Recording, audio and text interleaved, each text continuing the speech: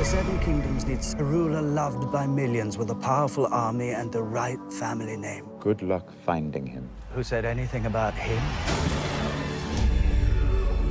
I'm not going to stop the wheel.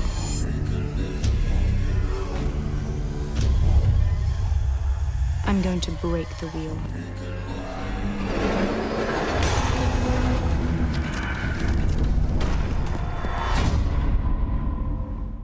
The Immigration and Foreign Affairs Minister tables landmark immigration legislation. CARICOM agriculture ministers take a day trip to Bamsey. Plus, just how many accused murderers were recently released on bail. And Junkanoo Carnival officials confident the festival will not fail. We've got those stories and more coming up tonight. I'm Dana Smith, and NV12 starts right now.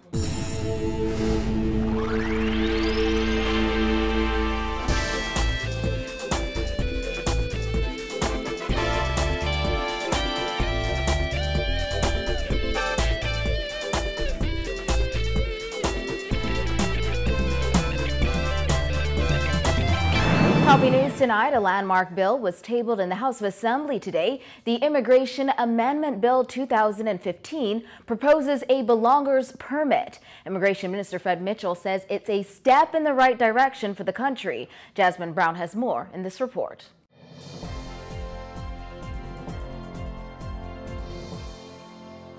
After tabling the bill in the House of Assembly today, Minister Mitchell insisted he believes it will ease the concerns of many when it comes to the state of immigration in the country. According to the Foreign Affairs Minister, the belongers permit would give status to those people born in the Bahamas but who have not yet reached the age of 18. They are currently not covered under the Constitution. Mitchell spoke to our news team outside the House of Assembly moments after tabling the bill. Hopefully this is the reform that some people have been asking for people who find themselves in the category of having been born here to non-national parents and at the moment have no status at all. So this is a mechanism for them to get some status until their applications for citizenship are considered. So I think that should be a substantial improvement over the present situation. Those eligible also include a person who was born legitimately outside the Bahamas to a Bahamian mother who was married to a non-Bahamian father, as well as born in the Bahamas to a non-Bahamian. According to the proposed legislation, a resident belongers permit also entitles the holder to reside and work in the Bahamas for as long as the permit is valid. The length of a permit is left up to the Director of Immigration. Mitchell added that the cost of the proposed permit will be minimal compared to other permits that can cost hundreds of dollars. Well, the main thing is the fee for the belongers permit is $25. Right now, if you need to get a residence permit or a general workers permit, it's $1,000. So this is a substantial improvement in the cost. There are other features of the bill, including adjustments to immigration fees and providing for immigration policies. First, it brings suggest an immigration sector policy where the minister will be able to say how he's going to exercise his discretion so that people see what the policies are with regard to the grant of various aspects of the bill. Mitchell called it a comprehensive set of amendments. Reporting for NB12, I'm Jasmine Brown. Agriculture ministers from around the region flew into North Andros today to tour the Bahamas Agricultural and Marine Science Institute. Government officials showed off the $23 million project to the ministers, who are in town for a special meeting on food production in the Caribbean. Kyle Joaquin was a part of that tour and filed this report. Agriculture ministers from around the Caribbean got to see firsthand how the Bahamas Agriculture and Marine Science Institute is coming along. Just over 20 of them accompanied Agriculture Minister Viafit Gray on a tour of the institute today, and the ministers upon arrival seemed eager to see the project which he bragged about the day before at their one-day meeting. The first stop was the farm, where the manager Everton Parks showed the ministers one of the 4 night folds that will house sheep. According to Parks, each fold has the ability to hold up to 250 and is expected to be completed in 4 weeks. Delegates then walked over to the papaya and banana fields, which are under the process of expansion. Omer Thomas, a consultant for Bamsey, explained their plans for the farm and its produce. We have 25 acres of bananas down there, expanding to the south. We'll be adding another 120 acres this year. So at the end of the day, we should be having 150 acres of bananas for 20 at the end of 2015. We have here 15 acres of papaya, and we'll be going up to 70 acres before the end of this year. We're going south with our production areas. We also, for the first time, got to see inside the main classroom facility. Now we're standing inside one of the classrooms here at BAMSI. As you can see, this is nearing completion. The AC units have already been tested. The lights are pretty much working, and according to the contractor, this entire building should be 100% complete in about 2 months. All of the builders' work, the contract work is completed, just waiting on small stuff extras that we need to finish off the building. But the contract work is completed. Those items would be like furniture? No, the drains in the floor. You can see when you go in the building, you will see the drains in the floor from the opening in the roof. We have 4 openings in the roof. They are one of the major things that we need to complete this building. Then it was on to the female dormitory, which is expected to house up to 50 students. 14,000 square feet building. It's been under construction now for approximately 8 months, and is 1 month away from completion. The female dormitory has some unique features. It can house 48 students. It has 1 bathroom between each dormitory room, so you're talking about 1 bathroom for every 4 students. We understand officials are now considering placing 2 students per room in this dorm as a result of the male dormitory being set afire about a month ago. The government has already indicated plans to rebuild the dorm. However, there is no telling when that will happen. Now I'm here with Mr. Ronald Sumer. He's from the OECS Commission. Now, Mr. Sumer, what do you think of the progress BAMSI has been making so far? I think it's been very impressive. When we were told about this store, we didn't realize that the infrastructure was so built up. We thought that it was still at the stage where the government would have been looking for financing for the investment.